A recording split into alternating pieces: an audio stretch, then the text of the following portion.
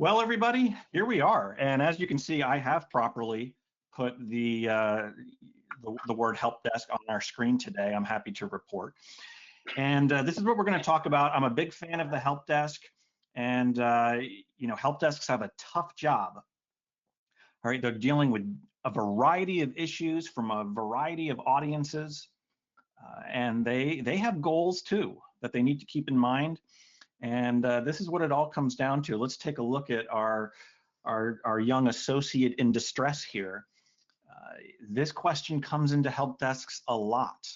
And oftentimes, a help desk person, because they don't have information, maybe they haven't had the training, they don't have the knowledge, they immediately escalate the issue as soon as they hear the word Wi-Fi. And what we are going to do today is to unpack this so that that doesn't have to be the case. All right, so that if you're on the line today and you're in the help desk, we're going to teach you some things that maybe you didn't know before. And not only that, but if you do have to escalate an issue to the tier 3 or to the Wi-Fi experts, let's make sure that the ticket is escalated properly, okay? Now, these are some of the goals of a help desk. All right, low average handle time means that we want to handle the issue expediently. Okay, handle time is typically measured in minutes or seconds, right? We want to be on the phone helping somebody for, 4 or 5 minutes or whatever the expectation is. It's different for every organization. Some people have a target of we want to help somebody, and our target is to be able to help somebody in, for example, 5 minutes or 10 minutes, whatever the issue, whatever it might be. But it's closely measured. It's closely measured. The idea here is that we want to help people quickly, efficiently. Okay, and that's important. Not only that, but there is a small number of help desk individuals helping sometimes thousands upon thousands of employees all across an entire organization across the world. And so we need to be able to be skilled enough in order to help people efficiently. Now, along those lines, a number 2 very important goal for help desks is first call resolution. We don't want people calling back because their issue was not resolved the first time. Hey, I know you asked me to try, it still doesn't work. Or also within the realm of first call resolution is this idea of having to escalate. Let me take your information and we'll have somebody with the knowledge call you back, or I need to transfer you. Okay, so some of those things are some of the help desk things that we're trying to avoid. So if a tier 1 or a tier 2 person or a tier 1 person can sniff around the edges and identify a few important things and help you and get you on your way on the first call, that's a big goal. And then, of course, third and very important is to deliver great service with a great attitude. Okay, when you call into the help desk, those people, they're not experts. Okay, we could have accountants, we could have marketing people, for crying out loud, calling in who are they need help. They're trying to get their work done. They're not experts in IT.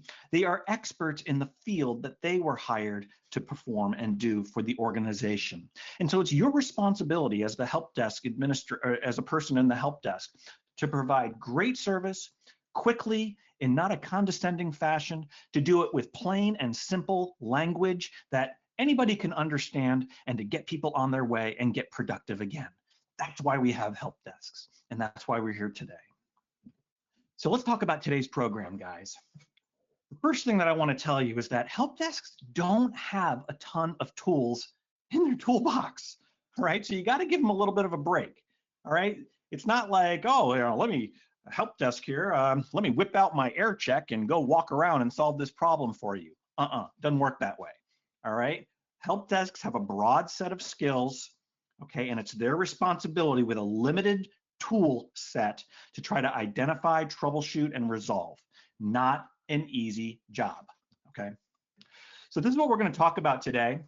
We're going to talk about some basic concepts of Wi-Fi in simple language. And that's, again, the key, guys.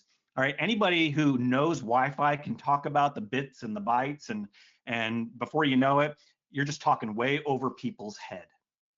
But the skill of a great Wi-Fi or a great help desk professional is the ability to take complicated concepts and to break them down into simple ones that people on the other end can understand and walk away with, feeling it's like, wow, now I feel empowered because I understand something that's complex in a nice and simple way. So we're going to talk about that. The second thing we're going to talk about is the complexity of trying to help people who are working in the office versus working remote.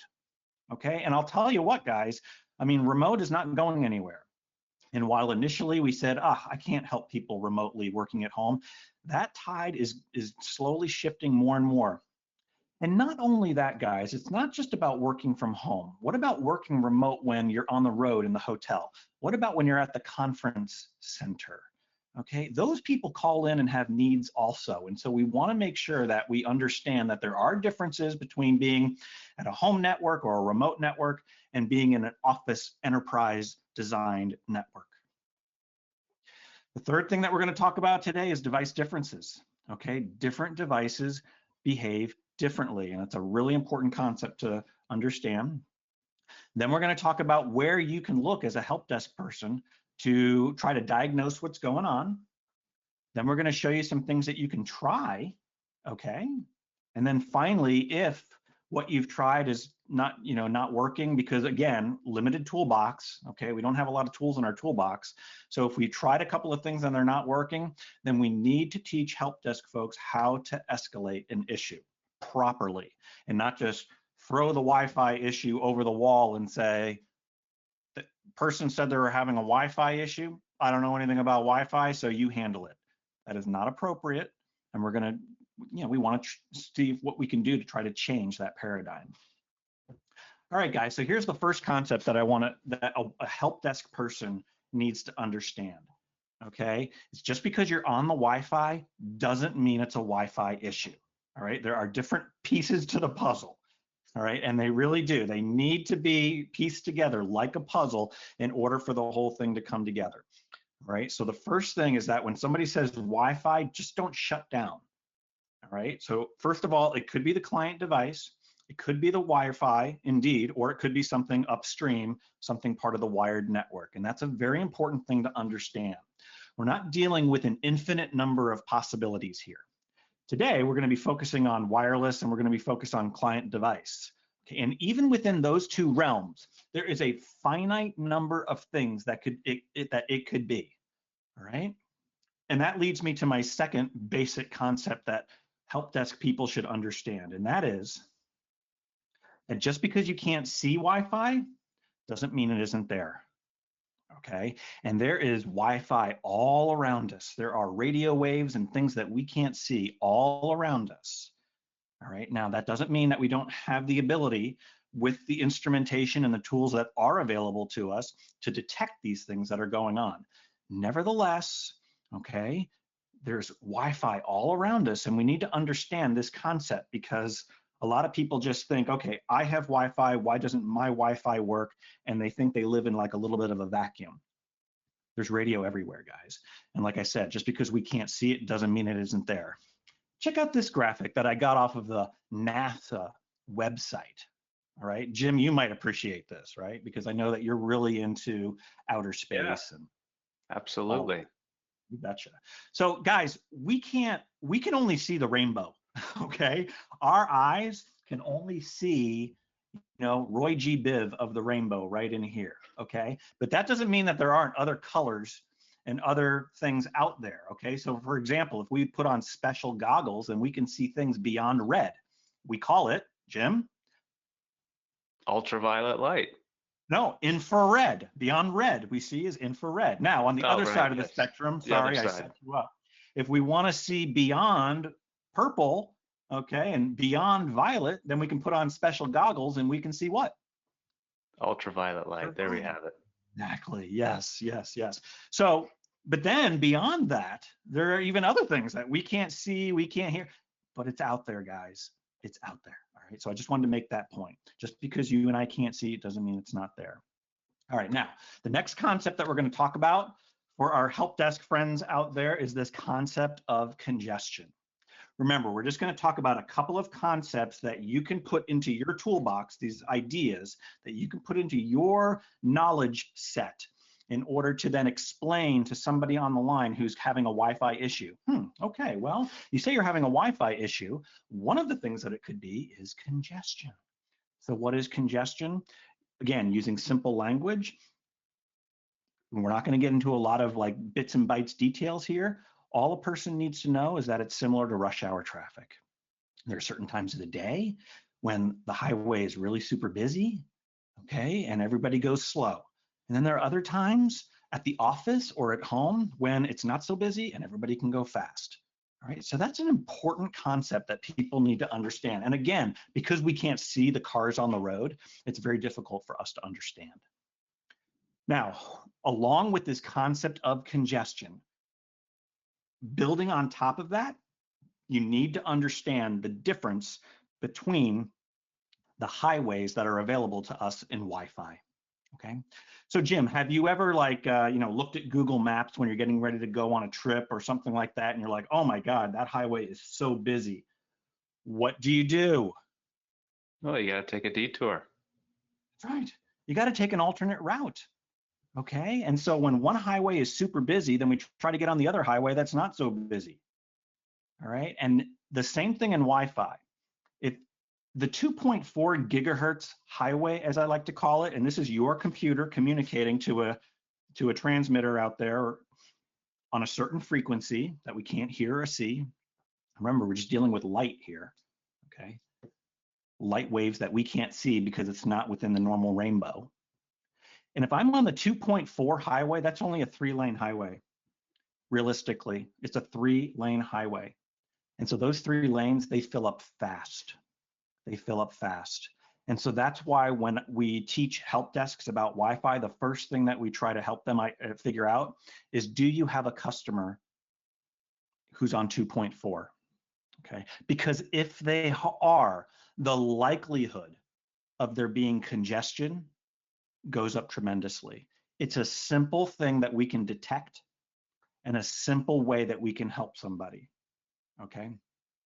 Now, if you're on the 5 gigahertz highway, this is like having a 20-lane highway. Look at this, all these lanes. All right. So that's why we try to steer people from 2.4 to 5, because again, while with just my limited tool set, if I know that you're on 2.4 and if I can get you to 5, I am thereby increasing the likelihood that you're going to have a better experience. So very, very simple concept. And again, when you're talking on the phone with somebody, it's like, oh, one of the things that we're going to check is if you're on 2.4 or 5. Why, you might ask? Well, think of it as like rush hour traffic. And one of these highways is really got a lot of, doesn't have a lot of lanes on the highway. Those lanes fill up really fast and it's really slow. So, my friend, if we can get you to the 20-lane highway, it stands to reason that you should be able to go a lot faster and not have this congestion, this traffic. That's a concept that a person can understand on the other end, right? When a help desk person, they can understand it. And not only that, but they can explain it using plain language to somebody on the other side. All right, we have to get out of this mindset of jargon and using, all of the jargon that's available to us. All right, so that's one of the concepts that I want to talk to you guys about today. Now, here's the second concept that I want to talk to you guys about today, and that's this concept of coverage. All right, remember, these light waves, these electromagnetic waves, they don't go on forever. All right, there's barriers to propagation. And not only that, but depending upon the frequency, these light waves, they kind of go farther, or they kind of peter out more quickly. And just like when you shut the door and the light from the hall is shining in, okay, sometimes the light just can't get to you. It can't get through. And one of the ways that we're going to illustrate this is through this diagram of your house right now. Jim, does this look like your floor plan or not even close? No, that does not look like my floor plan. Okay, well, this looks like my floor plan because I live in kind of a cracker box of a house here. Nevertheless, this is a classic at-home issue that happens all the time that I'm going to share with you. And again, this goes very far in just helping people understand the concept of coverage and signal propagation. So here, as you can see, This is the office, the spare bedroom of the house that's been converted into an office. And of course, what most people do is they will put their home router into their office and they'll put it in the far corner. Now, it is likely dual band, which means that it's capable of transmitting and receiving on the 2.4 highway and the 5 gigahertz highway. Remember, we've got two highways. Now, when we look at signal propagation, it's going to look something like this. The 5 gigahertz signal is only going to go so far, and the 2.4 gigahertz signal is going to be able to go farther. Not quite twice as far, a little bit less than twice as far. Okay. Now, my drawing, of course, is not to scale, so don't beat up on me too bad. This person out here, okay, maybe this is your spouse or your kid or who knows, okay, they're going to be on 2.4 whether they know it or not and whether they like it or not. And it's because their computer can't even hear or see the signal. They're just too far away. They are way outside the circle of propagation. Conversely, right here, right next to your router, you should be on 5 gigahertz, okay? Now this person right here, you have no idea. You know why? Because it's their computer's decision. Their computer is going to hear two signals. They're going to hear the 2.4 gigahertz signal really loud and really clear and really strong. They're going to hear the 5 gigahertz signal very softly, very quietly, barely. Okay. Now, if you don't have the names of the networks different in your house, then you honestly have no clue which one you're on, 2.4 or 5, unless you do some of the things that we're going to show you in just a minute. Depending upon your computer, okay, you're either going to choose one or choose the other.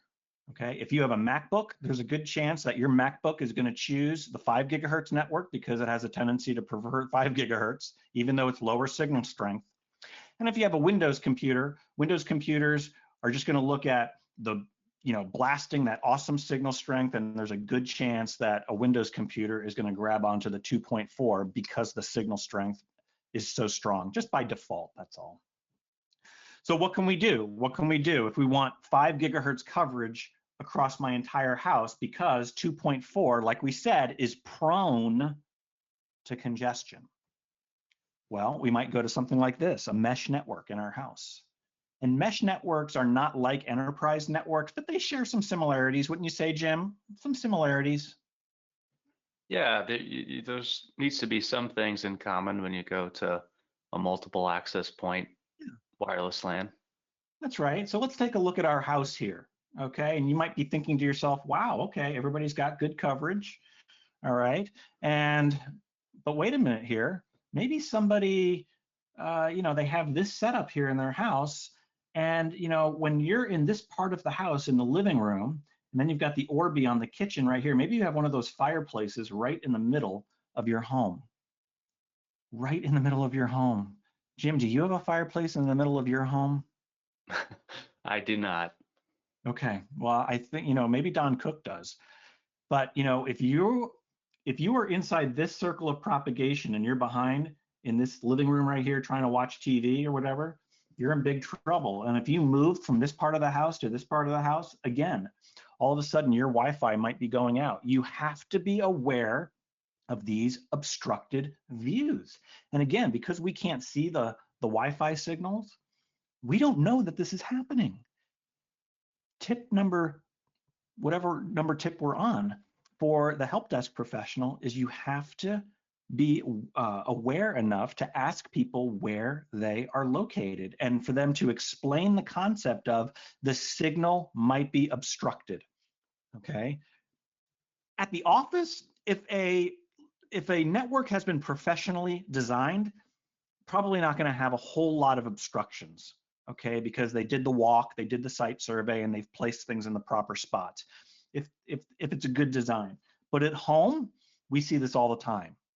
And if somebody says, hey, I'm having a problem with my Wi-Fi, I might say to that person, well, it could be congestion, kind of like rush hour traffic. We're going to try to find that out for you.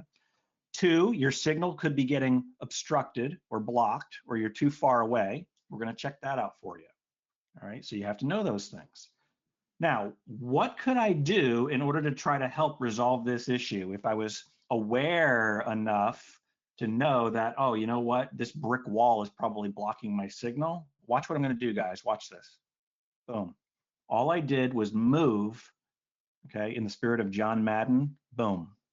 Right here, I moved my access point from one side of the room 10 or 12 feet to the other side of the room, thereby changing the circle of propagation and allowing this person the opportunity to latch on and have a good experience. Not only that, but when this person moves into the living room and sits on the other side of the couch, okay, they're going to be able to take advantage of this access point or this mesh network node right here. Okay, simple concepts. And again, because we can't see Wi-Fi, we don't understand. And we're not even willing to make these little moves because we don't get it, but you heard it here, okay? Little moves like this can go a long way in helping somebody. So the question is, where are you and where is your router? Okay, is there some kind of obstruction? Is there something in the way of your signal? And again, I'm going to teach you how to identify that in just a minute. All right, so the next concept that we want to talk about here is this concept of interference and noise. Okay, you know, like when you're listening to your radio and then somebody else turns up their stereo and now you can't hear your favorite song, it's kind of the same thing in Wi-Fi. The way that we compare 2.4 and 5 is like this. 2.4 is really loud and noisy like a sports bar, and you're listening to the game, you know, and if like you're living, and if you're a Cincinnati Bengals fan like Jim is, then you're really happy and you're cheering, and this is really a very noisy environment with everybody having a good time. If you're a Cleveland Browns fan like me, then maybe it's a little quieter, unfortunately. Nevertheless, you get the idea. And so it's really noisy, it's hard to hear.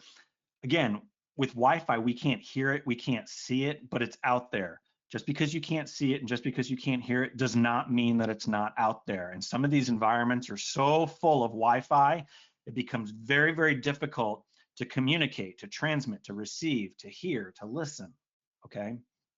Now this is like, so if somebody is on 2.4, again, the idea here is that they are more likely to experience this noise and this interference. 5 gigahertz, this is like Jim and his lovely wife, you know, enjoying a beautiful night out on the town, okay? And they're having a great time and they can talk quietly and nicely with one another. No miscommunication taking place whatsoever, okay? They can hear each other loud and clear, even speaking softly, okay?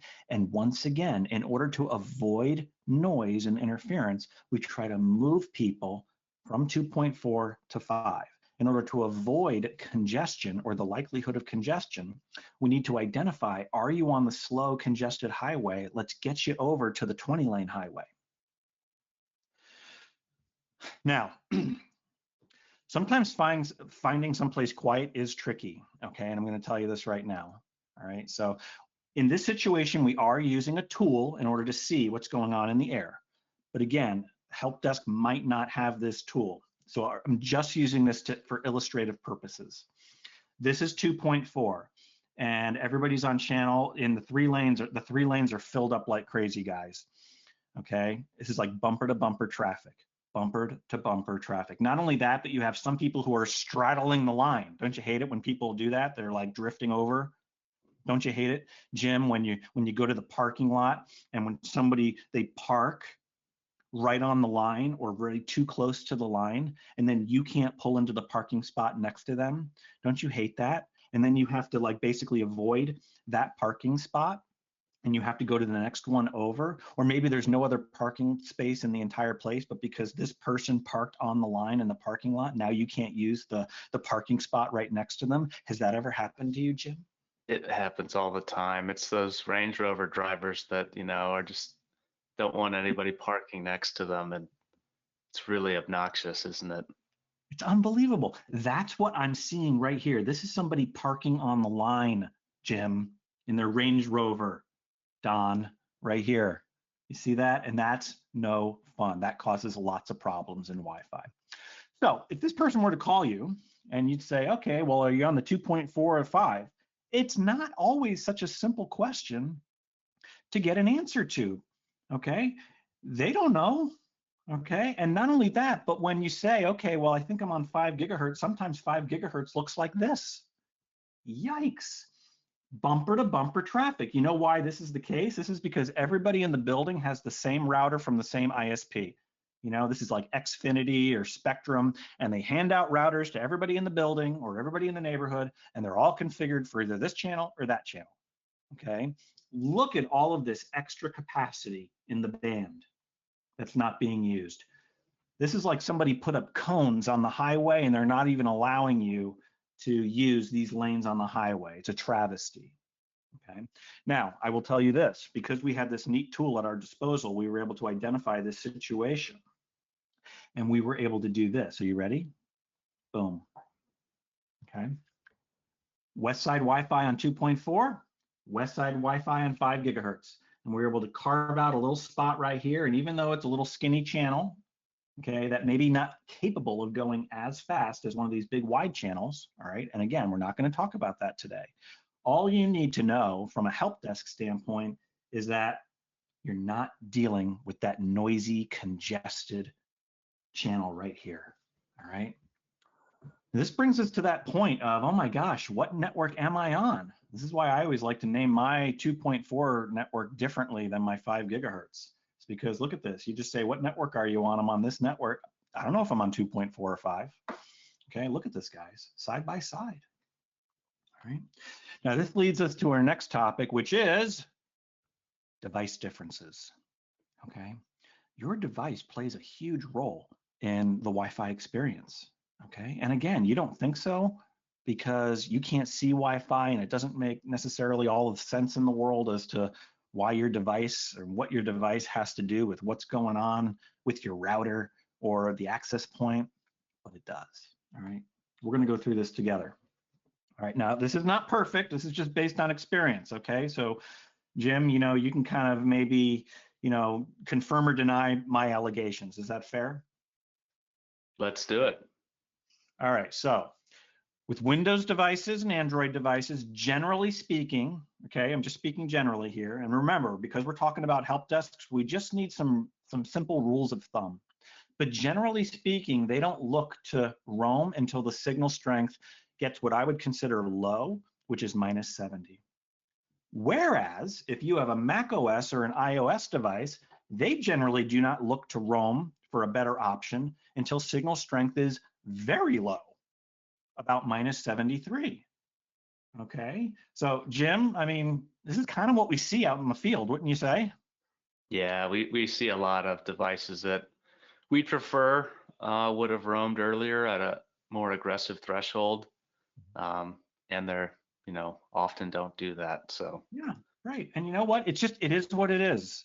And the reason why this is a problem in the enterprise is because, Jim, if you were to go design a Wi-Fi network for somebody and they're building, you know, a huge enterprise Wi-Fi network, you would build it to what standard in terms of signal strength? Neg what? probably neg 65 at the Exactly. cell edge. That's where I want Right. clients to roam to a better AP. That's exactly right. And so enterprise networks who are designed for minus 65, or I've even heard minus 67, right?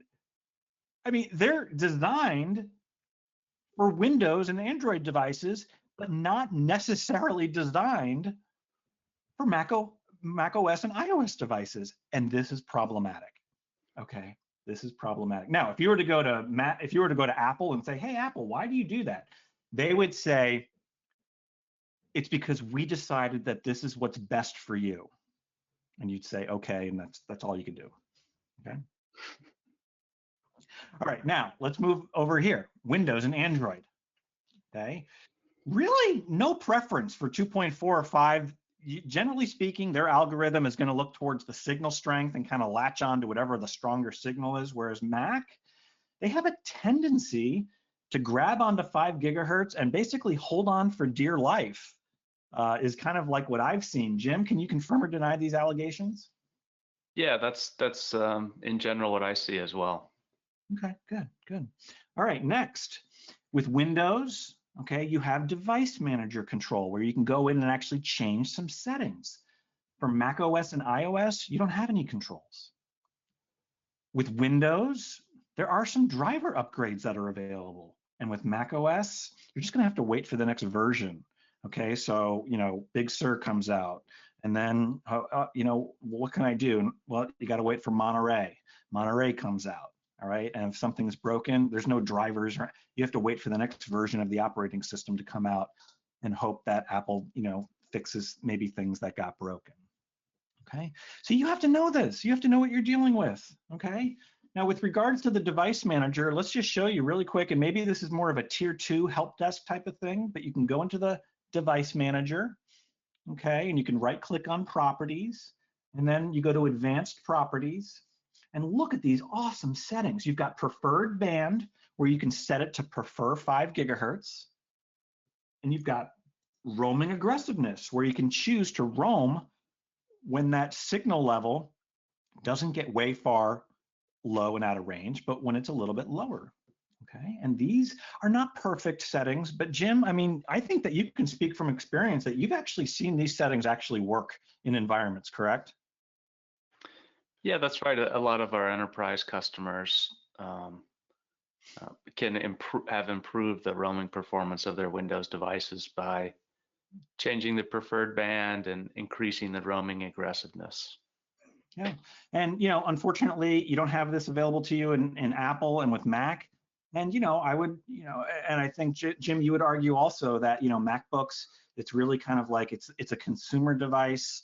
When Apple designed it, I think Apple's going to have to do something in the future to try to conform a little bit, although that's a bad word at Apple, conform a little bit to the enterprise and provide a little bit of flexibility. They probably won't do it again. They do.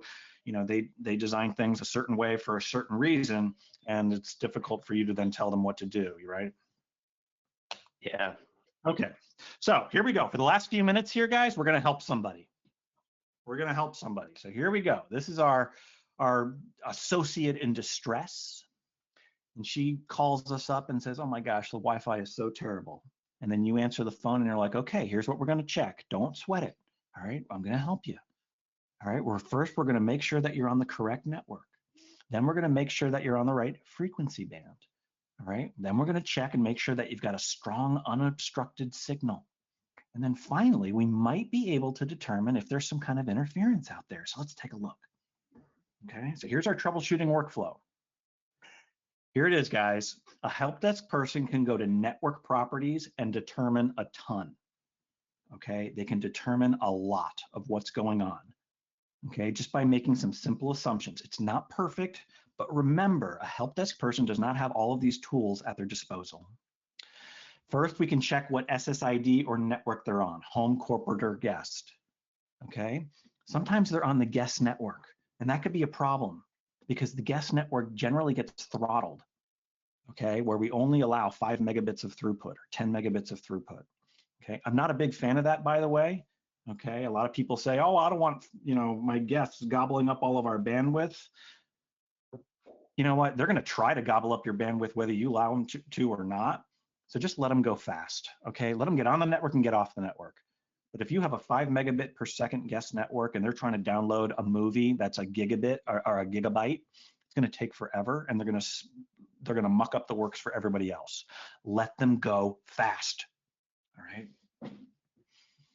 Next, you can very easily see in network properties what channel they're on and whether they're on 2.4 or 5. Remember, a lot of people don't have them named differently. So if you go to network properties, you can actually see, oh my gosh, you're on 2.4. A great recommendation would be, let's switch you over to 5 gigahertz, okay?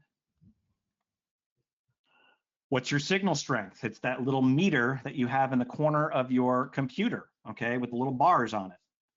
Okay, you might be too far, you might be blocked. What's your link speed? Okay, this is now where we get into some advanced concepts of QAM and MCS, but the point is that we can actually we can actually determine the quality of the experience based upon the link speed. And then finally, we want to know what kind of device they have. Okay, because devices behave differently. So here we go, guys. Let's open up network properties. All right, so this is my computer right here, and I have Windows 11, so it looks different. What I would do is I would click on this little I right here, and it would bring me to all of the properties. I also want to point out here that I have my Momo Go Boom 5 gigahertz network. My Momo Go Boom, and Momo is my cat, and Go Boom is a little game that we play where he does somersaults. Don't worry about that. Okay, so this is the 2.4 only network. And then Momo Go Boom, this is both. It's dual. It can do both. And the reason why that's important is because our printer in our house is 2.4 only. And so my wife needs to be on this network because she uses the printer every day, all the time for her job. And so she is actually needing to switch back and forth between one or the other, and she's doing that all the time back and forth. She can only do that on this network, okay? If I try to put her on Momo Go Boom 5, she's not gonna be able to print, all right? That's a problem. And then of course you can see I've got a guest network in my house as well. So this is my wife's computer and she has Windows 10. Okay, so it looks a little different. And when you click on properties here, it takes you to this. Oh my gosh, this is a treasure trove, guys. Simple thing that you can do as a help desk person in order to get the score. Go to network properties. Look at this. I can see the network you're on. I can see your band and your channel, 5 gigahertz, awesome. Look at this. I can actually see some other information here as well in terms of what your manufacturer is and stuff like that. And here's the link speed, 780 megabits per second. Just from this one screen, look at this. I've got all of this information to help me. Now, how can this help me? Okay, so now we move on to recommendations and things to try. If this person is at home and you're not really in the business of supporting people from home, okay, but you've asked them to open up network properties and you've seen this, the things that we just looked at, you can kindly ask that person to call up their ISP and ask them, first, you want to ask them about their plan. Okay, what are you paying for?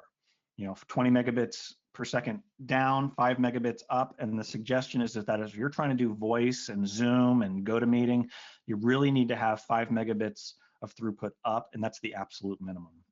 I had to upgrade my plan in order to get 10 megabits of up in order to do good video. Okay.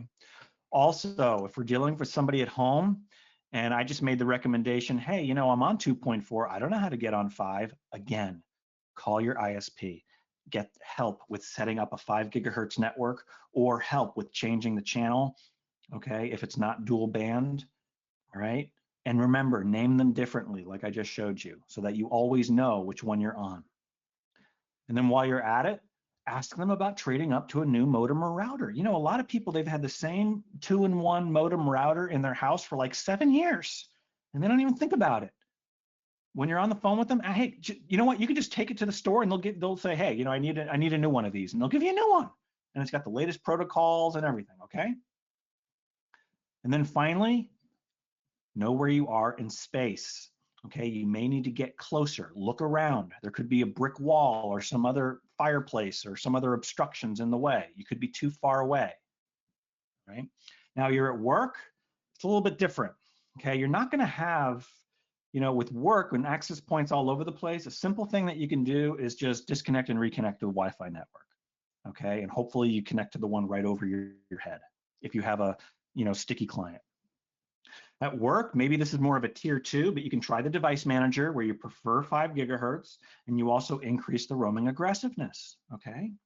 And on Windows, also a driver upgrade is a good step. Again, might be more of a tier 2 type of a help desk thing, okay? And if this person is on a Mac, just say, wow, you've got a great computer, don't you? Aren't the Macs just awesome? Aren't MacBooks just the sleekest, most beautiful devices? And they're going to say, yeah. It's like, okay, great. And just let them go on their way. Okay, that's the best thing to do if they're having problems at work with their Mac. Right, Jim? Yes, just it's pretty hopeless. Just say, man, you're so lucky. Okay, so, and then this is it, guys. Before escalating, if you have to escalate, you should be able to jot down this information, okay, from the network properties, the name of the network they're on, the band or the channel they're on, the signal strength, okay? You should be able to get that with the little meter, if it's low, medium, or high, the link speed, and then also the make and model of the device. If a help desk person provided this information in the ticket, it would help them tremendously. All right. Well, with that said, my goodness, there was a lot of content in a short amount of time, guys. But hopefully, you got a little bit of a flavor for how we can work with help desks so that they can work with the front line. They're on the front line and they need to know how to work with the whole rest of the organization simply and effectively. So there you have it. So Don, I'm going to hand it back over to you, or Jim, hand it back over to you. See if there are any questions before we wrap it up today. Yeah, sounds good. Nice job, Eric, and lots of love for Mr. Momo in the Q&A. You didn't even make an appearance today, but always a fan favorite. And question here from Jan. He says, what CWNP certification, if any, could be a prerequisite for first-level Wi-Fi support desk operators? Wow, Jim, I'm going to let you handle that. I think you know the answer because we just did this a little bit, didn't we? Yeah, actually, we just did a book study internally on the CWS study guide, and the alternative is CWT, which is probably what I would look at for help desk support person, because that I think is going to go into more of the same kind of things Eric covered today, troubleshooting basic connectivity problems and assisting people remotely with Wi-Fi issues. So I'd say they're both good, but I would look at CWT. Question from Keith Parsons. Thanks for joining us, Keith. Actually, not a question, but just pointing out that, of course, if a wireless device is causing problems, you can wire it. So if you have that wireless printer and it's giving you grief, run a cable to it, put it over by the router, and just plug it into the good old Ethernet. That's a great suggestion. And maybe one last question from Eric. He says, I find myself helping end users troubleshoot a lot of problems with their wireless printers at home. I'm wondering, one, is there anything to show that printers, specifically older Wi-Fi printers, won't connect to Wi-Fi when fast roaming is enabled? Oh, that's interesting. I've heard this, but I've had I've had a difficult time verifying it. And two, he's getting double his money today. Is there anything a help desk professional can check for to ensure Wake on LAN is working on the network? Wow. Not sure, Jim. Yeah. Yeah, just as far as the first thing goes, the easiest way to verify if fast roaming, I assume you mean 802.11r fast transition, is causing a compatibility issue with your Wi-Fi network, is just do a quick test, turn it on, see if your printer will connect. If it doesn't, turn 802.11r off, see if the printer connects, and boom, there's your answer.